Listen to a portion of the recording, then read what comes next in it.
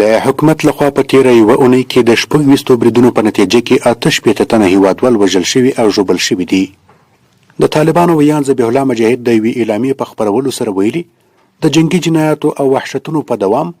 د کابل اداري عسکرو په تیره یوه اونۍ کې د هیواد په 24 ولایتونو کې په ملکي خلکو باندې 26 ځله هوایي او ځمکني مخامخ او قصدي بریدونه ترسره کړي دي. نوموړی زیاتوي دغه بریدونه په کونړ، لوګر، خوست، بلخ، غزني، تخار، پکتیا، کندهار، لغمان،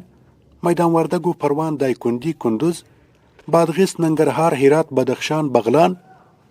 ارزګان، جوزجان، پکتیکا، فاریاب، فراه او سرپل ولایتونو کې شوي چې له امله د ښځو او ماشومانو په ګډون 11 تنه ملکي هیوادوال شهیدان شوي او 19 تنه نور ټپیان شوي دي. همداراز مجاهد زیاتوي اسلامي امارت یاد وحشتونه او په جګړو کې د ملکي خلکو هدف ګرځول غندي له نړیوالو بشري او حقوقي نهادونو او مسؤل سازمانونو څخه غواړي چې دغه بشري ضد جنایات وغندي او د مخنیوي لپاره یې خپل مسؤلیت ادا کړي. بل لور ته د افغانستان د کورنیو چارو وزارت ویان طارق آریان هم ادعا کړې چې په تیره یوه میاشت کې د طالبانو له لوري د 14 سرتیرو بریدونو